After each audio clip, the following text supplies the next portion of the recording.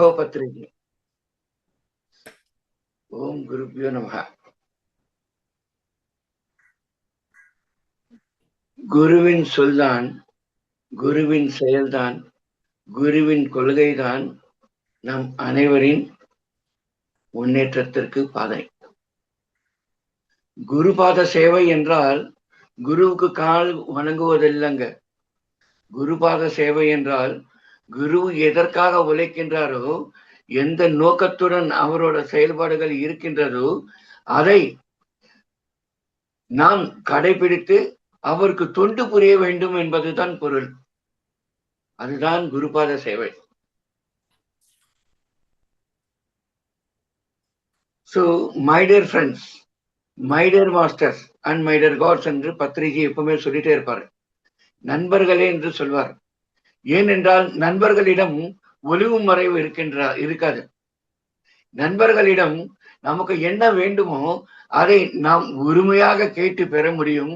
அதே போல் அந்த ஃப்ரீடம் என்பது அந்த நண்பர்களிடம்தான் கிடைக்கும். அதற்காக தான் பத்ரிஜி மை டியர் ஃப்ரெண்ட்ஸ் சொல்லிட்டு சொல்லுவாருங்க. அதே போல் my dear masters சொல்லுவாருங்க.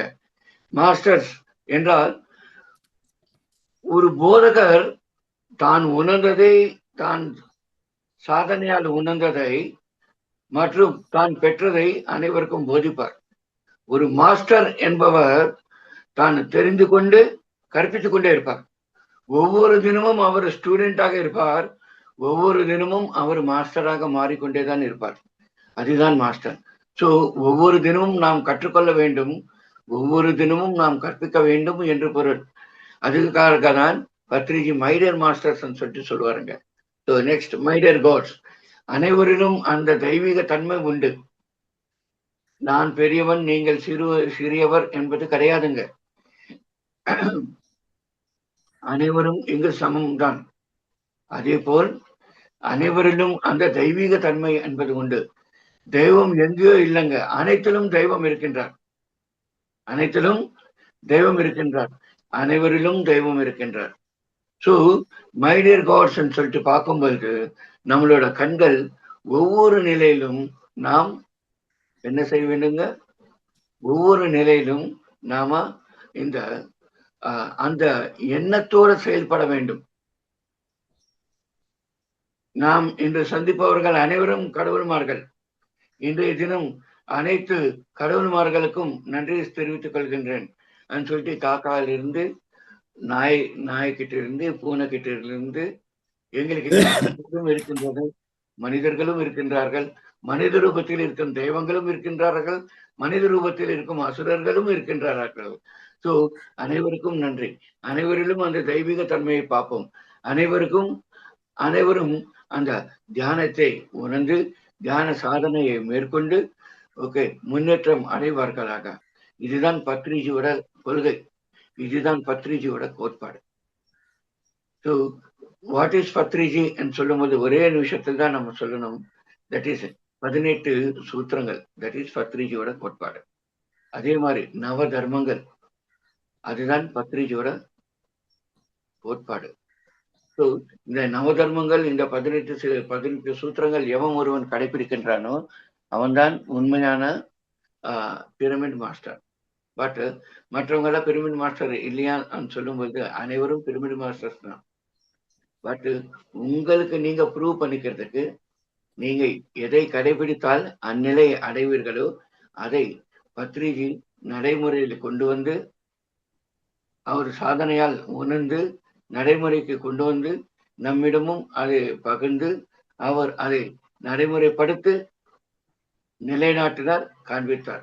That is Patriji. That is Patriji. குருவென்று அனுபவம் இல்லை என்று சொல்லுவார்கள். பட் ஹூ இஸ் குரு சொல்லிட்டு பார்க்கும் பொழுது நமக்கு குருஜி சொன்னாரு, பத்ரிஜி சொன்னாருங்க, நம் சுவாசமே குருன்னு சொன்னாருங்க. பத்ரிஜி என்ன சொன்னாருங்க? நம் சுவாசமே குரு என்றுதான் சொன்னாருங்க. ஸோ நம் சுவாசம்தான் குரு என்பதை உணருங்க. முதல்ல சுவாசத்துடன் இணைந்திருங்க. எப்பொழுது நாம் சுவாசத்துடன் இணைந்திருப்போமோ, கண்கள் மூடிக்கொண்டு சுவாசத்துடன் இணைந்திருக்கும் போது இயற்கையுடன் நாம் இணைந்திருப்போம். அந்த இயற்கை தான் கடவுள் என்பதை உணருங்க. கடவுளால் படைக்கப்பட்டதுதான் இயற்கை. அந்த இயற்கையில் தான் நாமும் அமர்ந்திருக்கின்றோம். நாமும் இந்த தியான சாதனையை மேற்கொள்கின்றோம். நாமும் இங்கு வாழ்கின்றோம் என்பது உணருங்கள். ஸோ இயற்கைக்கு நன்றி செலுத்துங்கள். அனைத்து உயிரினங்களுக்கும், அனைத்து மனிதர்களுக்கும் சேவை புரியுங்கள். நல் எண்ணங்களுடன், நல் ஒழுக்க நெறிமுறைகளுடன் எதை நாம் உணர்ந்தோமோ அதை நடைமுறைப்படுத்திக் கொண்டு முன்னேற்றம் அடைவோமாக.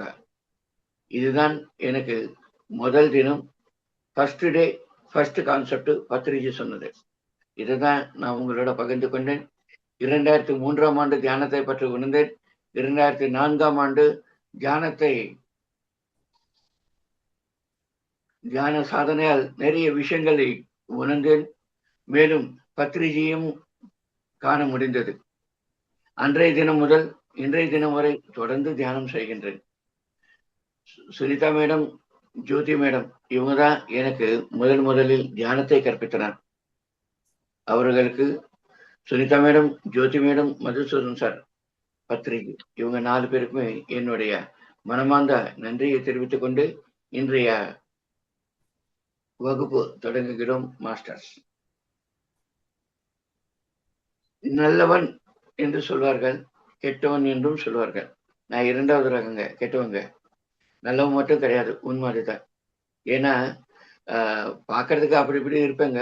பட் உள்ள நமக்கு உள்ள கூட ஒண்ணு இருக்கு இல்லையா, அது வந்துட்டு தூய்மையா இருக்கணும். அப்புறம் அவன் நல்லவன். உள்ள தூய்மையா இல்லாம வெளியில தோரணம் மட்டும் நல்லா இருக்கிற மாதிரி இருந்தா போறாதுங்க.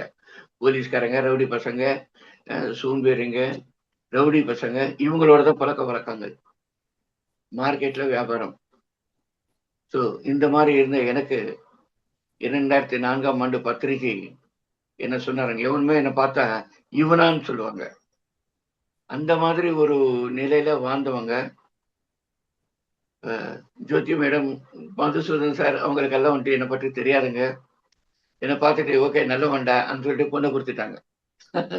பொண்ணை கொடுத்ததுலேருந்து அவங்களுக்கு அந்த இந்த டிஃபரன்சஸ் தெரியுது. என்னடா இவன் இப்படி இருக்கானே, என்னடா இப்போ நாம கண்ணால இந்த மாதிரியான ஒருத்தரை காண கூட இல்லை, இவன் நமக்கு மாப்பிள்ளையாக வந்துட்டானேன்னு சொல்லிட்டு வருத்தப்படாத தினம் என்பது கிடையாதுங்க. அந்த மாதிரி இப்படி இருந்த நான் இப்படி ஆயிட்டேன் என்ற மாதிரி அவங்களும் என்னில் அந்த மாற்றம் வர வேண்டும், முன்னேற்றம் அடைய வேண்டும் என்ற நோக்கத்துடன் அவர்கள் நாட்கள் கடந்தன. பட் தெரியாமலேயே எனக்கு ஆன்மீகம் என்பது பத்திரிகையின் மூலமாக கிடைத்தது. கண்கள் மூடிக்கொண்டு தியானம் செய்யும்போது எவ்வளவோ அனுபவங்கள், எவ்வளவோ சந்தோஷம். புற உலகில் தேடுவது எதுவும் நிலையானதல்ல, அக உலகில் தேடுவதுதான், அக உலகில் கிடைப்பதுதான் அனைத்தும் நிலையானது என்பதை உணர்ந்து நடைமுறைக்கு வந்தாங்க. Basically I am Tamil Nadu, I am from Andhra, sorry. Okay, என்னோட தமிழை என்ஜாய் பண்ணுங்க, பட் என்னோட கருத்துக்களை நடைமுறைப்படுத்துங்க. ஏன்னா நல்லா இருக்கேங்க, உண்மை சொல்றேன். தமிழ்நாடு எனக்கு நிறைய கொடுத்தது.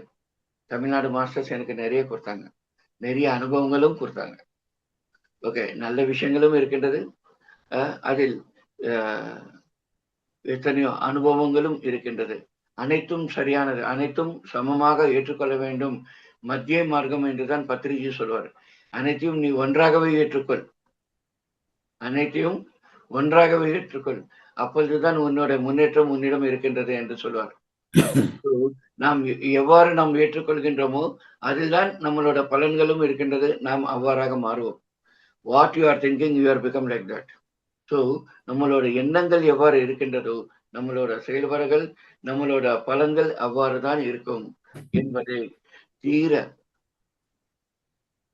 உன்னித்து கவனித்து செயல்படுங்கள். கோபம், ஆவேசம், பொறாமை, இந்த குணங்களால் நாம் எதையும் வெல்ல முடியாது. அன்பு, கருணை என்ற குணங்களால் நாம் எதையும் சாதிக்க முடியும். முடிந்த வரைக்கும் அன்பு நிலையை கடைபிடிங்கள். அதுதான் ஆன்மீகத்திற்கு முதல் படி. நீங்க எவரிலும் குறைகள் பார்க்காதீர்கள். குறைகள் பார்த்தால் நமக்கு எதுவும் கிடைக்காதுங்க. நிறைகள் பாருங்கள். அந்த நிறைகள் தான் நமக்கு வழிகாட்டுதலாக அமையும். நமக்கு துரோகம் செய்தவனையும் நாம் அன்புடன் அரவணைப்போம். அறியாமையில் செய்த தவறை நாம் மன்னிப்போம். மன்னிக்கும் தன்மை கொண்டவன் தெய்வம். அதனால்தான் மனிதன், அடுத்து தெய்வம், அது அடுத்து அரக்கன். மனித நிலையில் இருப்பவர்கள் மனித குணங்கள் என்னவென்றால் பொறுமை வேண்டும், நிதானம் வேண்டும், அமைதி வேண்டும், சமயோசித புத்தி, டைம் சென்ஸ் என்பது வேண்டும். இடம், ஏவல், பொருள் என்று சொல்வார்கள். இந்த மூன்றும் இருக்க வேண்டும். அவன்தான் மனிதன். இந்த நிலைகளை நாம் நடைமுறையில் கொண்டு வர வேண்டும் நண்பர்களே. ஒவ்வொரு நொடியும் நாம் இந்த நிலையில்தான் வாழ வேண்டும். அப்போதுதான் நாம் வாழ்க்கையில் வெற்றி பெறுவோம். ஓகே. அதே போல் தெய்வீக குணங்கள் பத்ரிஜி என்ன சொல்வாரு, மனிதன் மாமனிதனாக விளங்க வேண்டும், அந்த மாமனிதன் தெய்வமாக மலர வேண்டும் என்று சொல்கின்றார். அந்த தெய்வீக குணங்கள் என்னவென்றால் மன்னிக்கும் தன்மை கொண்டவனாக நாம் இருக்க வேண்டும். ஸோ மறப்போம் மன்னிப்போம் என்று சொல்கிறார்கள். பட் மறக்க தேவையில்லைங்க, மன்னிச்சிடுங்க. மன்னிக்கும் குணம் தெய்வீக குணங்கள். அன்பு நிலை என்பது தெய்வீக நிலை. கருணை நிலை என்பது தெய்வீக நிலை. தொண்டு புரிவது என்பது தெய்வீக நிலை. எதிர்பார்ப்பின்றி தொண்டு புரிவது என்பது தெய்வீக நிலை. இந்நிலைகள் மனித நிலையை பார்த்தோம், தெய்வீக நிலையும் பார்த்தோம். இந்நிலைகள் கொண்டவன் தான் அந்த தெய்வம். எவன் ஒருவன் அந்த குணங்களுடன் வாழ்கின்றானோ அவன்தான் அந்த தெய்வீக நிலையை நோக்கி பயணம் செய்கின்றான் என்று பொருள். அவன்தான் தெய்வம் என்று பொருள். இந்த குணங்களை அனைத்தும் பத்ரிகையிலும் நான் கண்டேன். ஒரு குரு எவ்வாறு இருக்க வேண்டும் என்பது பத்ரிஜியம் பார்த்தேன். அவரும் நல்லவர் என்று சொல்ல முடியாது, கெட்டவர் என்றும் சொல்ல முடியாது. ஏனென்றால் அவருக்கும் தீய குணங்களும் இருக்கின்றது, நல்ல குணங்களும் இருக்கின்றது. பட் தன்னைத்தான் உணர்ந்து, தான் தியான சாதனையால் தன்னைத்தான் உணர்ந்து, தன்னில் இருக்கும் பிழைகளை போக்கிக் கொண்டு அந்த தெய்வீக தன்மை, தெய்வீக குணங்களை தன்னில் அமர்த்து கொண்டு ஒரு மகா புருஷராக, மகா குருவாக வளர்ந்தார். அவர்தான் பத்ரிஜி. அவர்தான் தவிர பிற்பாலேயே அவர் வந்துட்டு குருஜி நிலையில ஒன்றும் இல்லைங்க. அவரு நம்மள மாதிரிதான் ஜாலியா ஒரு திருப்போக்குல இருக்கிறவர் எப்படி இருப்பாங்களோ அந்த மனப்பான்மை கொண்டவர் தான். பட் எவ்வளவு உயர்ந்த நிலைக்கு சென்றார் பாருங்கள். எண்ணங்கள் சீராக இருந்தால், செயல்கள் சீராக இருந்தால், பார்வை சீராக இருந்தால், நம்மளோட செயல்பாடுகள் சீராக இருந்தால், சேவை மனப்பான்மை இருந்தால், கருணை உள்ளமுடன் இருந்தால், நாம் அந்த அளவுக்கு உயர்ந்த நிலை அடைய முடியும் என்பதற்கு நமக்கு live example Badriji. So hats off to Badriji. Next, இன்றைய தினம் நமக்கு அமாவாசை பௌர்ணமி பற்றிய விளக்கங்கள் என்று சொன்னார்கள் சுவாமிஜி. ஸோ ஃபர்ஸ்ட் பௌர்ணமி பார்த்துடும். பௌர்ணமி என்பது முழு நிலவு இல்லைங்க, ஃபுல் மூன் டே. அன்றைய தினம் மேக்சிமம் எனர்ஜி என்றது நமக்கு கிடைக்கும். மேக்சிமம் எனர்ஜி என்பது நமக்கு கிடைக்குங்க. அந்த எனர்ஜியின் மூலமாக நாம் எவ்வளவோ உயர்ந்த நிலையை நாம் அடைய முடியும் சாதனையால். பட் அனைவரும் சாதனை செய்கின்றனர். பட் அந்த சாதனையுடன் தேவையற்ற வார்த்தைகள், தேவையற்ற சிந்தனைகள், தேவையற்ற விஷயங்கள், இது மேலேயும் நம்மளோட தாக்கம் என்பது இருக்கின்றது. அது இருந்தால் எவ்வாறு நீங்கள் முன்னேற்றம் அடைய முடியும்? நம் எண்ணங்களும், நம் செயல்களும், நம்மளோட பார்வையும், நம்மளோட நடைமுறையும் அனைத்தும் ஆன்மீகமாக இருக்கும் பொழுது, தொண்டு புரிவதாக இருக்கும் பொழுது, அன்பு நிலையில் இருக்கும் பொழுது, அந்த நம் எனர்ஜிஸ் விரிவாக டெவலப் ஆகும். அந்த டெவலப் ஆகிறதுக்கு நமக்கு தேவையான அந்த அந்த சித்துகளை பெறுவதற்கு நமக்கு பௌர்ணமி தினம் என்பது நமக்கு உதவும். நமக்கு எவ்வளவு எனர்ஜிஸ் வேண்டுமென்றாலும் நமக்கு கிடைக்கும். அதே போல் நமக்கு எவ்வளவு வசதிகள் வேண்டுமென்றாலும் கிடைக்கும். நமக்கு என்னென்ன வேண்டுமோ அனைத்தும் பௌர்ணமி சாதனையால். பௌர்ணமி என்றால் ஒரு தினம் கிடையாதுங்க, 7 தினங்கள். பௌர்ணமி தினம், பௌர்ணமிக்கு முன்னாடி 3 தினங்கள், பௌர்ணமிக்கு அடுத்து 3 தினங்கள். இதுதான் பௌர்ணமி, முழுமையான பௌர்ணமி. இந்த 7 தினங்கள் சாதனையால் நாம் எதையும் சாதிக்க முடியும் என்பதை புரிந்து கொள்ளுங்கள் நண்பர்களே. அந்த சாதனையை நல்லதுக்கு பயன்படுத்தினால் அவன் மாமனிதனாக தெய்வமாக மலர்வான். அந்த சாதனையால் மனிதன் என்றாலே மாயையில் வாழ்பவன் என்று பொருள் நண்பர்களே, புரிந்து கொள்ளுங்கள். நாம் இப்பொழுது ஒரு மாஸ்டராக இருப்போம், இப்பொழுது நாம் நன்றாக இருப்போம், இப்பொழுது நமக்கு ஒரு நோய் இருக்கின்றது, நோய் குணமாவதற்கு சாதனை பண்றோம். நோய்கள் குணமான பிறகு நம் எண்ணங்கள் மாறக்கூடாது. அன்பு நிலையை வளர்த்துக் கொள்ளுமே தவிர பொறாமை குணம் என்பது வளரக்கூடாது. கோபம், ஆவேசம் என்பது மனிதனோட இயல்பு. பட் அந்த பொறாமை என்பது அரக்க நிலை. பொறாமை இருக்கக்கூடாது. நான் என்ற ஆணவம் என்பது இருக்கக்கூடாது. அந்த ஆணவமும் பொறாமையும் அரக்க குணங்கள் நண்பர்களே. அது நம்மை அழித்துவிடும். நாம் சாதனை மேற்கொள்கின்றோம், பட் நாம் அரக்கராக தான் இருப்போம். புரிந்து கொள்ளுங்கள் நண்பர்களே. சோ நம்மளோட குணங்களுக்கு ரொம்ப முக்கியமானது என்னடா என்றால் அன்பு நிலைதான், கருணை நிலைதான், ஓகே, பொறுமை நிலைதான், நிதானம் தான். இதுதான் மனிதனோட குணங்கள்.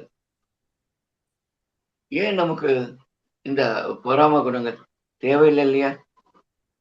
பிழைகள் பார்த்தால் பிழைகள் தான் தெரியும், நிறைகள் பார்த்தால் நிறைகள் தெரியும். What you are thinking, you are become like that. So உங்களோட எண்ணங்களை சீர் செய்து கொள்ளுங்கள், உங்களை நீங்கள் வளர்த்து கொள்ளுங்கள், உங்களுள் இருக்கும் அந்த தெய்வீக சக்தியை வளர்த்து கொள்ளுங்கள், உங்களுள் இருக்கும் அந்த தெய்வீக நிலையை வளர்த்து கொள்ளுங்கள். அனைவருக்கும் தொண்டு புரியுங்கள், அனைவரிலும் தெய்வத்தை காணுங்கள், அனைவரிலும் குருவை காணுங்கள். அனைவரும் இந்த உலகம் முழுவதும் தியானமயமாக மாற வேண்டும், அனைவரும் தியானம் புரிய வேண்டும், அனைவரும் ஆனந்தமாக ஆரோக்கியமாக வாழ வேண்டும், அனைவரும் அந்த சித்திகள் பெற வேண்டும், அனைவரும் முக்தி அடைய வேண்டும், அனைவரும் அந்த விமுக்தி அடைய வேண்டும். விமுக்தி என்றால் மோட்சம், விமுக்தி என்றால் மோட்சம், மோட்சம் என்றால் நான் என்ற நிலையிலிருந்து விடுதலை, என்னுடையது என்ற நிலையிலிருந்து விடுதலை. அந்த விடுதலை பெற வேண்டும், அனைத்திலிருந்து அனைத்து கோரிக்கைகளிலிருந்தும் விடுதலை பெற வேண்டும். அதுதான் மோட்சம். எப்பொழுது நாம் மோட்சம் பெறுவோமோ அப்பொழுதுதான் நாம் அந்த முக்தி நிலையை நோக்கி பயணம் செய்வோம். நான் நான் நான் என்று பேசுபவன் அனைவரும் அந்த மோட்சத்தை அடைய முடியாது நண்பர்களே. நம்மளோட எண்ணங்கள், நம்மளோட செயல்கள் தான் நம்மளோட எதிர்காலம். பேசுவதற்கு இனிமையாக இருக்கும், செயல்முறையில் வரும்பொழுது அது கடுமையாக இருக்கும். புரிந்து கொள்ளுங்கள் நண்பர்களே. நான் கூட நிறைய பேச்சாளர், உண்மை சொல்லணும்னா நான் பேச்சாளர் கிடையாதுங்க, நான் வேலைக்காரன். ஏதோ வேலை சொன்ன டக்குன்னு சேர்ந்துருது, என்னால் அது முடியும். எந்த வேலை வேணுமானாலும் சொல்லுங்க, அந்த வேலையை என்னால் செய்ய முடியும். காரணம் என்னவென்றால் எனக்கு அது மட்டும்தான் தெரியும். நான் பேச்சாளர் கிடையாதுங்க.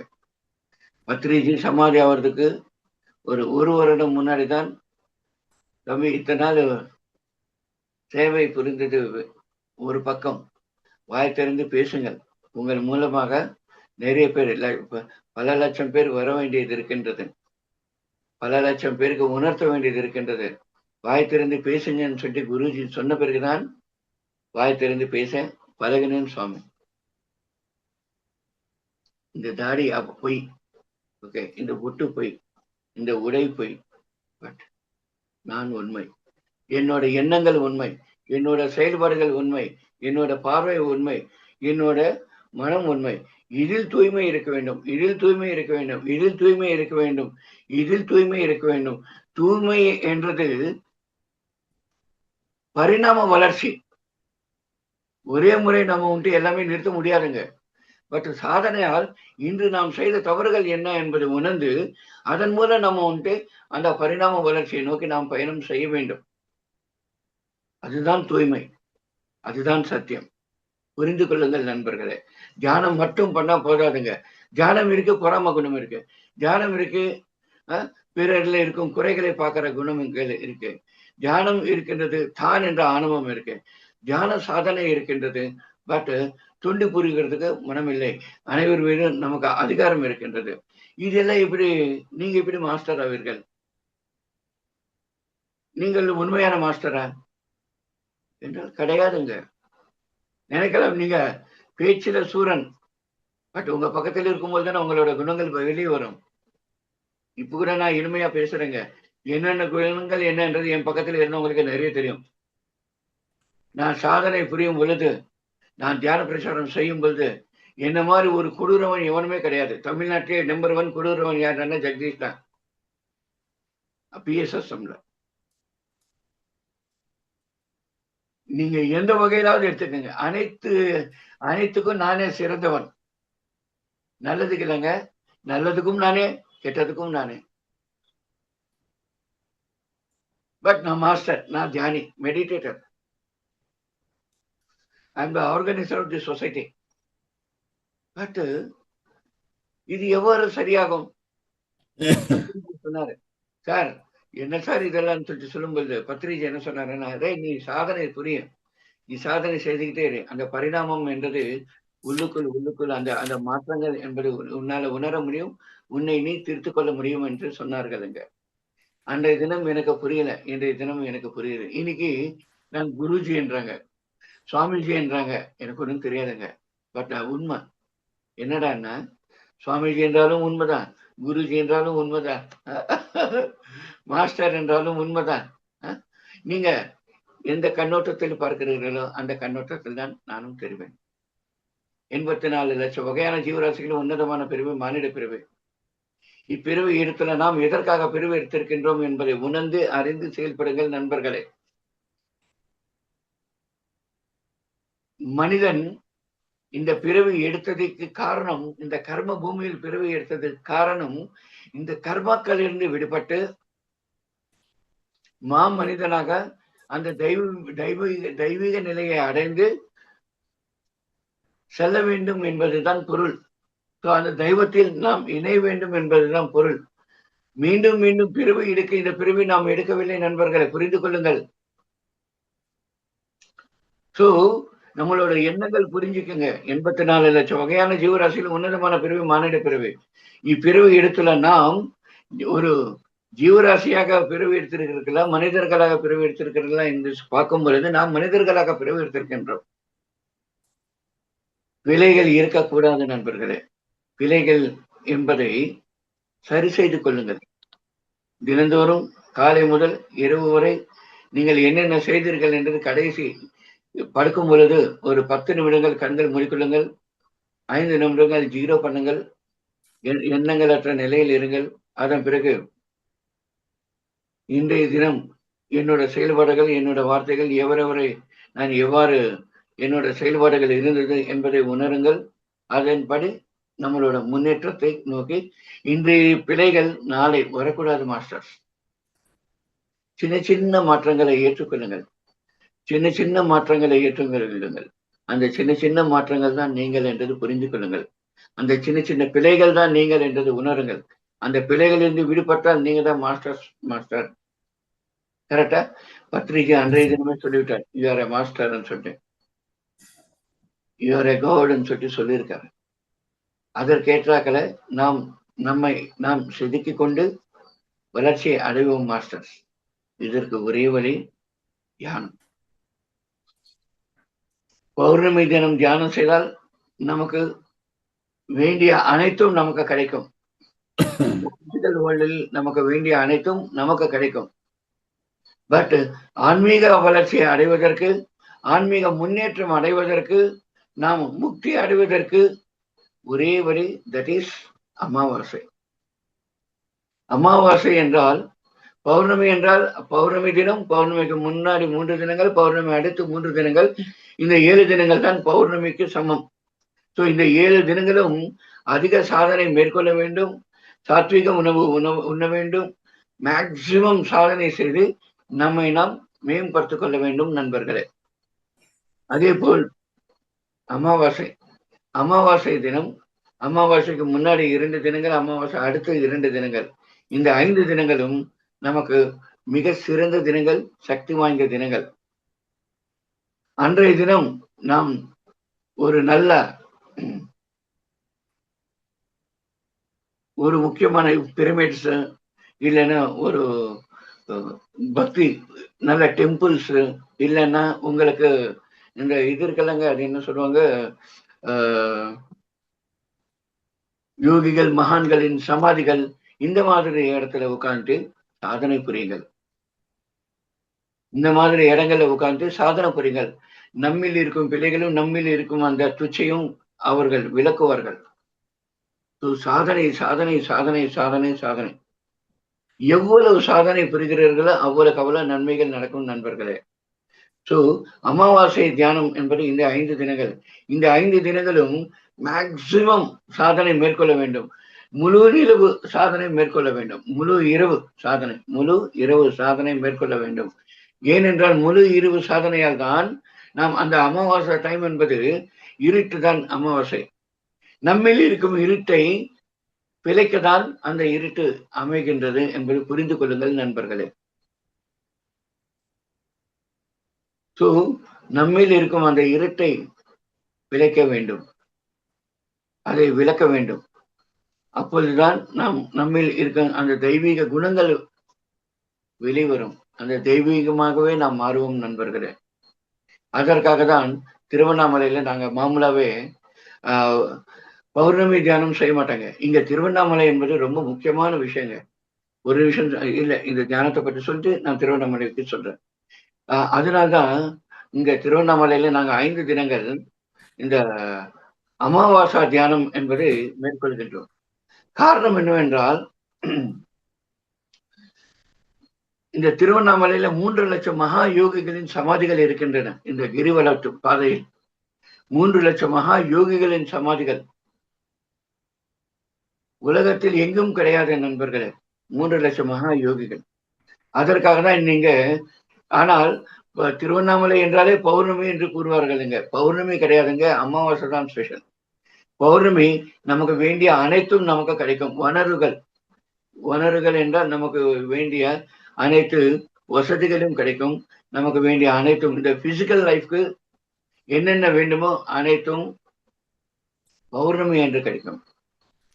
ஆன்மீக உலகிற்கு, ஆன்மீக வளர்ச்சிக்கு, நாம் முக்தி அடைவதற்கு தேவையான வழிகள் அமாவாசை என்று கிடைக்கும் நண்பர்களே.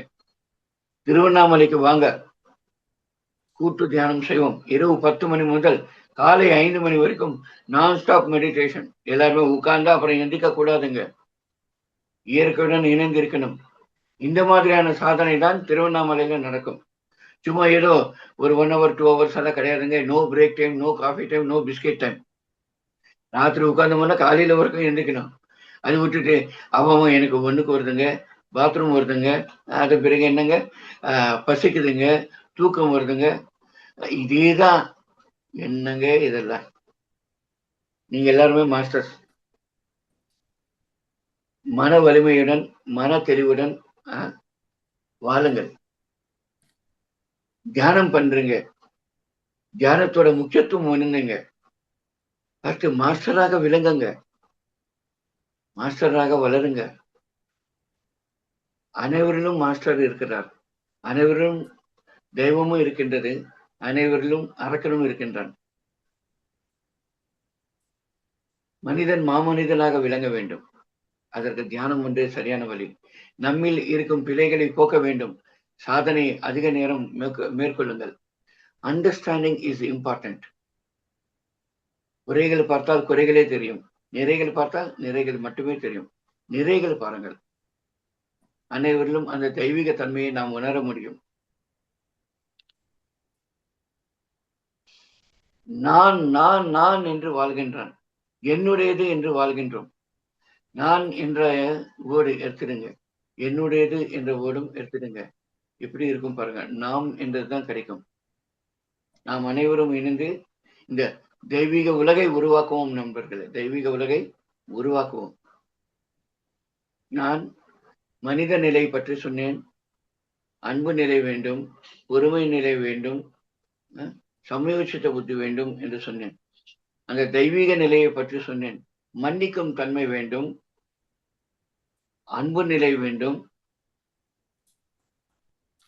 கருணை நிலை வேண்டும், சேவை மனப்பான்மை வேண்டும், எதிர்பார்ப்பென்று சேவை புரிதல் என்பது வேண்டும் என்று அந்த தெய்வீக தன்மை பற்றி சொன்னேன். அரக்க நிலையை பற்றி பாருங்கள். அரக்க நிலை என்றால் கோபம், ஆவேசம், மோகம், அது என்ன,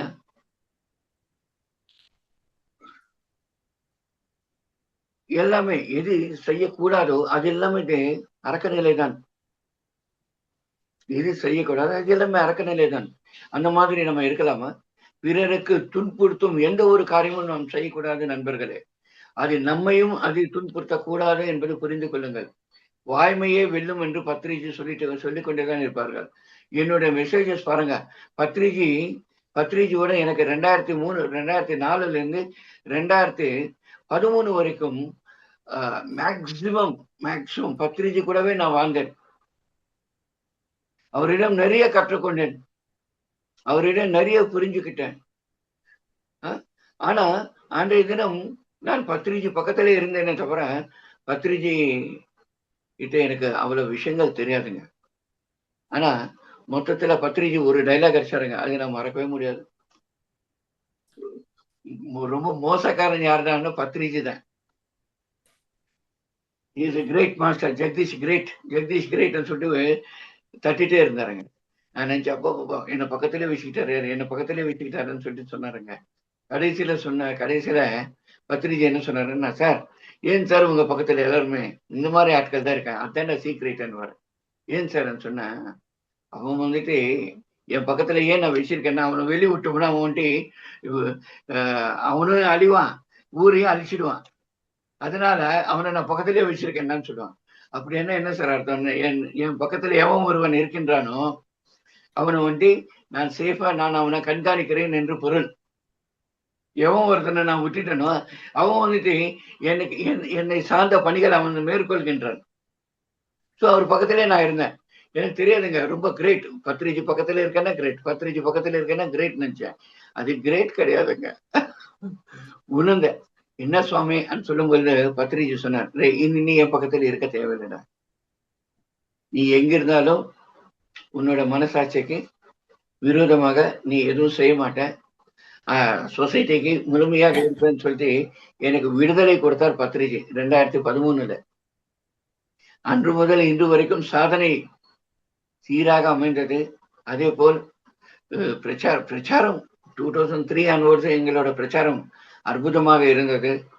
எப்பொழுது நாங்க இந்த இயக்கத்துக்கு வந்தோமோ அன்று முதல், அப்போ நான் சொன்னேன், you are the responsible for all over தமிழ்நாடுன்னு சொல்லி, தமிழ்நாடு பாண்டிச்சேரி நீங்க தான் பொறுப்பாளர்னு சொல்லிட்டு சொன்னாருங்க. நான் சொன்னேன், ஓகே சார், என்ன சார் பண்ணும்? நீ தியான பிரச்சாரம் பண்ணுன்னு. நான் தியான பிரச்சாரம் பண்ணுவேன், என்னடா இதெல்லாம் என்ன போயிட்டு தியான பிரச்சாரம் பண்ணுறேன்னா, என்கிட்ட நல்ல குணங்களும் கிடையாது, நல்ல எண்ணங்களும் கிடையாது, நல்ல அது என்ன நடவடிக்கைகளும் கிடையாது, நல்ல பழக்க வழக்கங்களும் கிடையாது. அப்படியாப்பட்டவன் நான் என்ன கொண்டாண்டி பொறுப்பாளர்னு சொல்லிட்டு போட்டீங்களே சார், என்ன நீ யூஆர் ஃபிட் ஃபார் தட்னு சொல்லிட்டு சொன்னாருங்க. உனக்கு தெரியலடா, உன்னில இருக்க அந்த சக்தி உனக்கு தெரியலடான்னு சொல்லிட்டு முதல்ல என்ன ஊக்கம் கொடுத்தவரே பத்ரிஜி தான். அனைவரும் என்னில் குறைகள் கண்டார்களே தவிர என்னில் இருக்கும் அந்த திறமையை கண்டவர் பத்ரிஜி. என்னில் இருக்கும் அந்த திறமையை உலகிற்கு அறிமுகப்படுத்தியது பத்ரிஜி. இந்த ஜென்மம் இருக்கின்ற வரைக்கும் தியான பிரச்சாரம் நடைபெறும். தியானத்துடன் தான் இருப்பேன். தியான சாதனையை மேற்கொள்வேன். தியானம் சர்வரோக நிவாரணி, தியானம் சகலபோககாரிணி, தியானம் சத்திய ஞான பிரசாதனி. இதுதான் பத்ரிஜியோட கோட்பாடு, சத்தியம். ஸோ முடிந்த வரைக்கும் என்னோட நம்பர் சுவாமிஜி கிட்ட கேளுங்க, இல்லைன்னா சுவாமிஜி டிஸ்பிளேல என்னோட நம்பர் போட்டுடுங்க. சரிங்க சார். ஓகே. ஸோ குரூப்ல போடுறேன் சார். குரூப்ல இங்க வருகிறார்களோ, திருவண்ணாமலைக்கு வருகிறீர்களோ, என்னை வந்து சந்திங்க. உட்கார்ந்து நாம கொஞ்ச நேரம் உரையாடுவோம். ஆன்மீகத்தை பற்றி உரையாடுவோம். இது தாய் வீடு நமது. நமது தாய் வீடு திருவண்ணாமலையில் இருக்கின்றது. அனைவரும் வாருங்கள். தாய் வீட்டுக்கு வாங்க. 2 தினங்கள், 3 தினங்கள், 1 வாரம் இங்கே இருந்து சாதனை புரியுங்கள். தியான பிரச்சாரம் மேற்கொள்ளுங்கள். அதேபோல் ஒவ்வொரு மாவட்டத்தில் இருக்கும் அனைவருக்கும் என்னுடைய வேண்டுகோள், திருவண்ணாமலையில் ஒவ்வொரு தினமும் 20,000 முதல் 30,000 பேர் வராங்க. அதேபோல் பௌர்ணமி அன்று 5 லட்சத்திலிருந்து 8 லட்சம் பேர் வராங்க. ஸ்பெஷல் பௌர்ணமி அன்று குரு பௌர்ணமி, சித்ரா பௌர்ணமி, அதேபோல் இந்த கார்த்திகை பௌர்ணமி இதுலெல்லாம் வந்து 20 லட்சம்லேருந்து 40 லட்சம் பேர் வராங்க. அதேபோல் சனிக்கிழமை, ஞாயிற்றுக்கிழமை 2 லட்சம் பேர் வராங்க. அதேபோல் கார்த்திகை தீபம் அன்று 80 லட்சம் பேர் வராங்க மாஸ்டர்ஸ். இவ்வளவு பேர் வர இந்த இடத்துல நமக்கு வாய்ப்புகள் இருக்கிறவங்க, சக்தி இருக்கிறவங்க கிரிவல பாதையில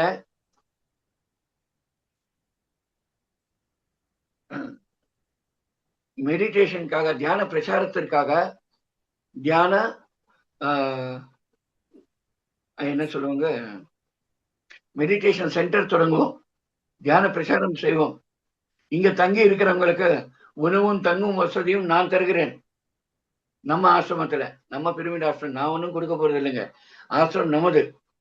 எல்லாருமே எத்தனை பேராவது இங்க தங்கலாங்க. ஒரு 50 பேர் வரைக்கும் தங்கறதுக்கு வாய்ப்புகள் இருக்கின்றன. வாங்க, தங்குங்க, இங்க பிரச்சாரம் செய்யுங்க, மிஸ் பண்ணாதுங்க. ஓகே, வாய்ப்புகள் இருக்கிறவங்க, வசதிகள் இருக்கிறவங்க தயவு செய்து என்னை தொடர்பு கொள்ளுங்கள். இங்கு நாம் இந்த கிரிவல பாதையில ஒரு 8 கேர் சென்டர்ஸ் வைக்கணும்னு சொல்லிட்டு பார்க்கிறேன்.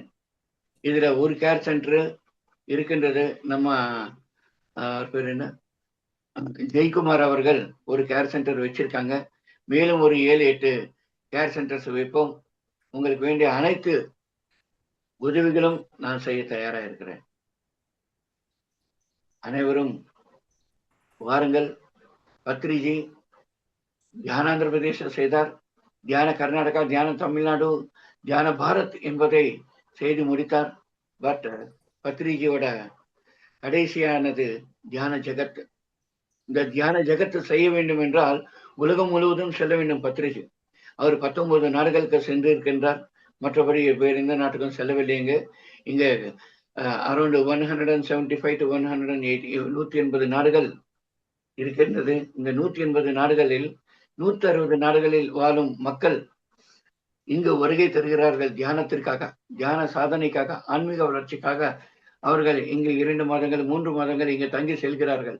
ஆகையால் இங்கு நாம் இந்த கேர் சென்டர் வச்சு, இங்க நம்ம வேண்டியபடி கேர் சென்டர் வச்சு இங்க நம்ம பிரச்சாரம் செய்தோம் என்றால் 100% முன்னேற்றம் என்பது கிடைக்கும்.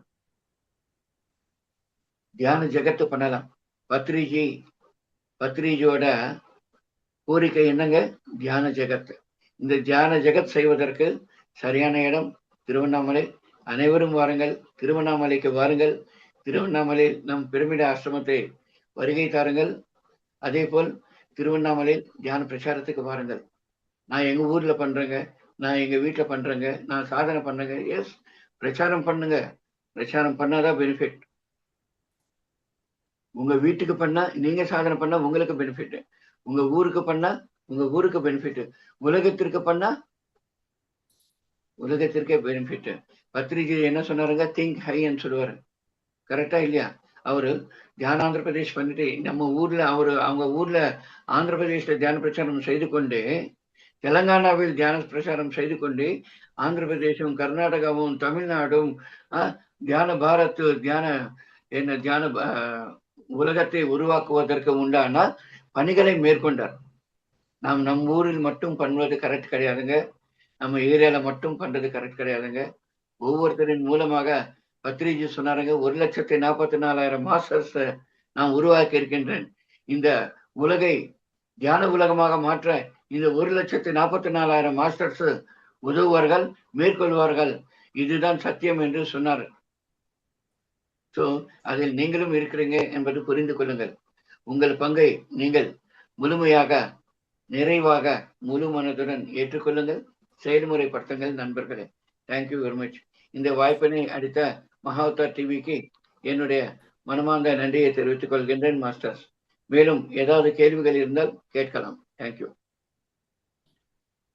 மாஸ்டர், சீனியர் மாஸ்டர் திரு ஜெகதீஷன் ஐயா, நன்றி ஐயா. மிக சிறப்பாக இருந்தது உங்கள் உரை, மிக உற்சாகமாக இருந்தது, மிக அற்புதமாக இருந்தது. முன்னேற்ற எண்ணங்களை கொடுத்தது எங்களுக்கு. மிகவும் ஈர்த்தீர்கள் உங்கள் பேச்சால் எங்களை. நண்பர்களே, இப்பொழுது சாரிடம், ஐயாவிடம் உங்கள் கருத்துக்களை பேசலாம், உங்கள் அனுபவங்களை கூறலாம், ஒரு சில கேள்விகளை கேட்டு விளக்கங்கள் தெரிந்து கொள்ளலாம். நீங்கள் ஒவ்வொருத்தராக கையை உயர்த்தினால் அன்மிட் கொடுக்கிறேன். நண்பர்களே, முன் வாருங்கள். மிக சிறந்த உரை நம்ம கிட்டம். அவர் எப்படி பத்ரிஜி ஐயாவுடன் சேர்ந்து டிரான்ஸ்ஃபார்மேஷன் ஆனார் 2003 13 வரை. முக்கியமாக அவர் பத்ரிஜி ஐயாவுடன் 2004 13 வரை தொடர்ச்சியாக இருந்தார். பத்ரிஜி ஐயாவுடன் இருந்து மிக அருமையான ஒரு நிலையை வந்துள்ளார்கள். அவர்களிடம் நீங்கள் பேசுங்கள். திருவண்ணாமலையில் இருக்கிறார், பிரமிட் ஆசிரம் நடத்தி கொண்டு வருவார். மிகச் சிறப்பாக இருக்குது. 31 ஆகஸ்ட் 2025 ஞாயிற்றுக்கிழமை அன்று நான் ஐயாவை சந்தித்தேன். ஐயா ஒரு கோரிக்கை வைத்தார், நான் பேச வேண்டும். உடனடியாக நான் ஏற்பாடு செய்தேன். போன வாரம் சனிக்கிழமை 6/9/2025 சனிக்கிழமை தெலுங்கில் மாலையில் உரையாற்றினார்கள். மாலை 9 மணி அளவில் உரையாற்றினார்கள் தெலுங்கு நிகழ்ச்சியில். அது தொடர்ச்சியாக இன்று இந்த சனிக்கிழமை 13/9/2025 Tamil zoom meditation class, Mahavatar அறக்கட்டளையில் தமிழ் ஜூம் மெடிடேஷன் கிளாஸில் உரையாற்றினார்கள். மிக சிறப்பாக அமைந்தது. நண்பர்களே, சாரிடம் பேசுங்கள். உங்கள் கையை உயர்த்துங்கள், நான் அன்மியூட் கொடுக்கிறேன். முன் வாருங்கள் நண்பர்களே.